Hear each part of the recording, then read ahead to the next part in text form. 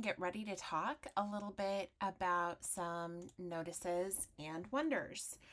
So, normally, if we were doing this live in class, we would do some notices and wonders about some animals that we're going to kind of see in our video clip. As you know, with some notice and wonders, we would normally watch this video clip without audio, but today we are going to go ahead and take a look at it with the audio.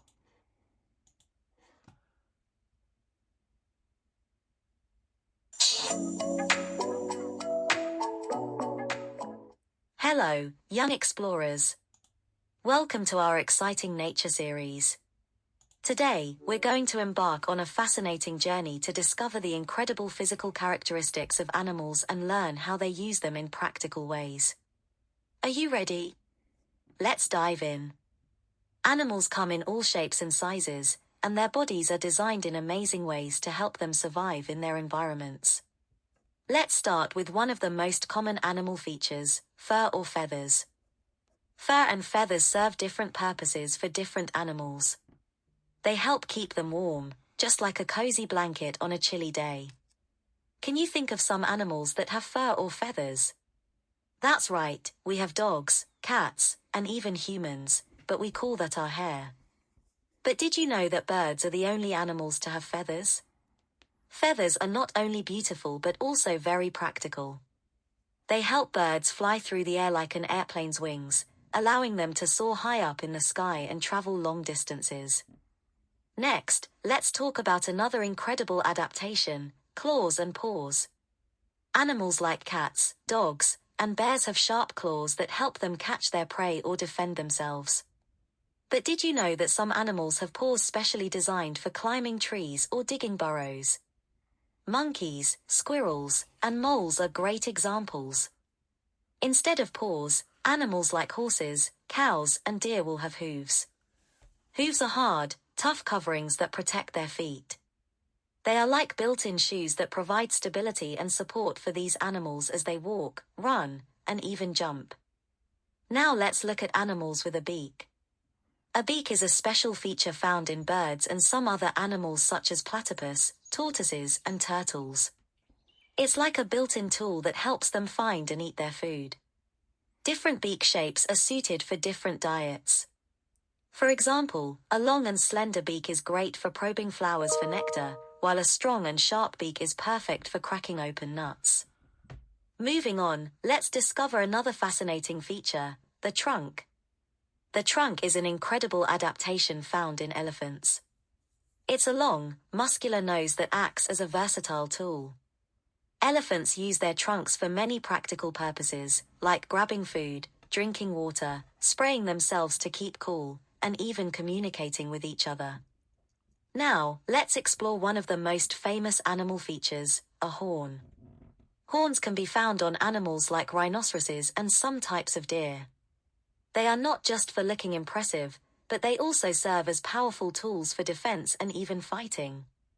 With their strong horns, these animals can protect themselves and their families from danger. Next, let's look at animals with a tail. They serve different purposes, like balance, communication, and defense. Animals like squirrels and monkeys use their long, bushy tails for balance and agility, acting as a counterbalance when leaping through trees. Dogs and cats communicate their emotions through their tails. A wagging tail usually means happiness, while a tucked or still tail may indicate fear or unease. Fish also have tails to help them move and change direction when swimming through water. Let's continue to talk about aquatic animals and dive into their unique characteristics, starting with gills. Gills allow these animals to breathe underwater and explore the depths of oceans, rivers, lakes, and ponds. They act like tiny filters that help them extract oxygen from the water. Fish are not the only animals to have gills. Frogs, octopus, and newts also have gills. Fins are another specialized limb found on fish and other marine creatures. These fins are not just for swimming, they provide stability and help animals change direction quickly. Some aquatic animals, like octopus and jellyfish, also have tentacles. They are used to capture prey but can additionally be used for defense against predators. They help animals to navigate their surroundings and even communicate with others. It's like having an extra set of hands that can feel and interact with the world. Wow! Isn't nature amazing? From fur and feathers to claws and paws, beaks, trunks, fins and gills, animals have so many fascinating physical body structures that help them thrive in their environments. Thank you for watching. Don't forget to like and subscribe. All right, so we know that animals have different behaviors. We also know that they have different appearances based upon where they're living and what their adaptations are and their needs. So today we're going to be describing some different animal physical characteristics and behavior, and we're going to look at the importance of communication among scientists when it comes to information that we're finding out and then sharing that information. So for us, what happens when scientists use the same grouping system to identify an animal? Well, you have, when that occurs, an ability for scientists to be able to share information. So right here, they'd be able to compare physical characteristics and behavior, but it also helps them to narrow down which group it belongs to, because different animals have different characteristics and different groupings based upon their appearance and also their behaviors. So for example, what would happen if different scientists used different grouping systems to identify an animal? So let's say instead of identifying and discussing animals based upon their aquatic features, such as do they have like a tail? Do they have fins? Do they have tentacles? Do they have teeth? So looking if there is different ways of organizing that information and not everybody's on the same page, you could have scientists talking about the same animals and everybody getting confused because there's a different way of classifying it. So they'd be comparing physical characteristics and behaviors to find similarities, but also they would need to be able to compare the physical characteristics and their behavior, but they wouldn't be able to agree on a grouping because there wouldn't be a specific baseline. So for scientists, when they're working and identifying information, so right here, these are orca whales. So the way that we could describe an orca whale is that when we look at their physical characteristics and behaviors, so they live in water. It has a vertebrae, which means it has a spine just like humans do, gives live birth just like humans do, and it also gives milk to its young and it takes care of them. So if we were going to identify this animal, it lives in water, has a vertebrae, gives live birth, feeds its young, we would classify it as a mammal because it has a vertebrae, gives live birth, and it feeds its young milk. So let's talk a little bit about some of the physical characteristics and behaviors of our fish. So we know that fish also have a vertebrae. They have gills for breathing, they have fins, and they have scales. Well, humans don't have gills, they don't have fins, they don't have scales, but we do have a vertebrae. Some of the behavior is, hey, they have to breathe with their gills, they have to live in water, they have to be swimming in order to move, and if they stop swimming, then they typically die, and then they also lay eggs. So this type of animal, we would classify it as a fish. You're like, okay, we know that, Mrs. MG. So let's take a look at my next one right here. This is a spider, and the spider has its own classification too. So some of the physical characteristics is this is an invertebrate, which means there is no spine. It has a segmented body, which means that its body has different parts, and there are joints that are on its legs. So like right here, just like humans have joints, okay, which allow us to bend our arms and our legs, okay. Our spider also has those characteristics, All right, so it also has a hard outer body. Well, we don't have a hard outer body, but we do have a skin which protects our organs. And in the same way, our spider has a hard outer body which helps to protect its organs. So our behaviors, hey, it breathes air, lives on land, spins a web and lays egg. So we would say that the classification of this animal would be an arthropod.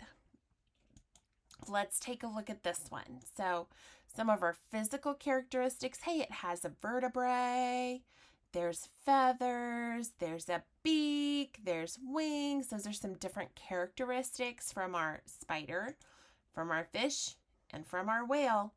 So when we look at this, our behaviors, well, what are behaviors of this animal? Well, they breathe air, they live on land, they fly in the air, they also lay eggs.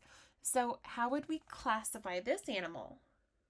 Well, hopefully you're thinking, hey, Mrs. MG, this is a bird. Nice work. Let's take a look at another. Okay, so physical characteristics, all right, of this animal. We know that there is a vertebrae. It has moist skin.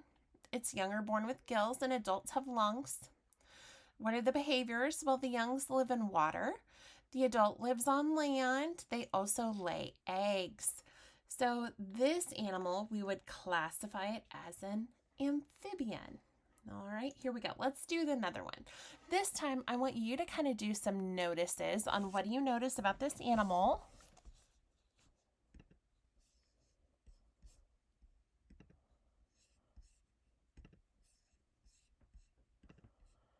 All right, so let's get ready to talk about some things that you have probably noticed. Hopefully you noticed the skin color or the coat color, that it's brown. This one has spots, this one doesn't. I see this one has like antlers. It also looks like it has long legs. It looks like this probably gives live birth. I've never seen giant deer eggs. So it has a backbone, so it's a vertebrae. They have lungs. There's fur on its body. They also produce milk to feed their babies. We breathe air, live on land or water. We also have live birth and care for our young. So how would we classify our deer? Well, the deer would be part of the mammal family or the mammal classification. Last one. So we're going to take a look at this next one, the crocodile. So let's go ahead and do some notices on this one. I noticed the teeth.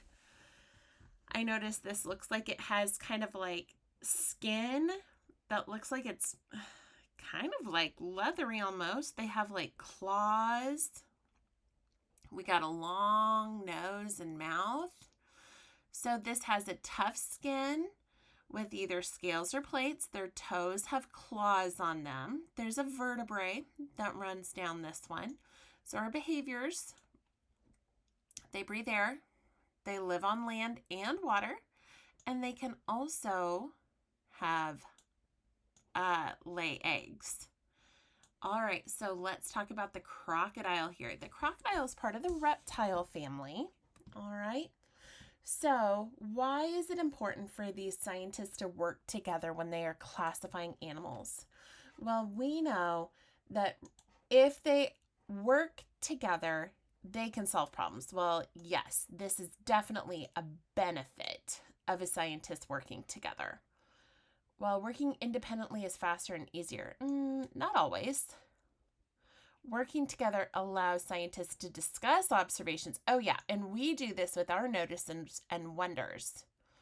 It allows scientists to check evidence. Oh, for sure. Because we can see like, oh yeah, hey, I noticed that too, where this animal had a live birth. Or, hey, I've noticed that too, when I saw that here with their toes and their claws. Working together allows scientists to let one person in the group do all the work. I hope not. That is not a member of the scientist family that I would want to be a part of if that were happening. So let's go ahead and we're going to shift on into Buzz and we're going to take a look at our assignment today. So third graders, you are going to be working on lesson 1202 today on comparing systems. Whoop, whoop. So when we go down below into Module 12, we're going to go into Lesson 2, which is looking at comparing systems of animals and how do scientists do that comparison. So as you're going through and you are working today, you are going to see how communication is key, the different classifications of different animals. All right. When you get to the last page, you're going to see, hey, you've got a quiz, gang. All right. So good luck, and I will see you later.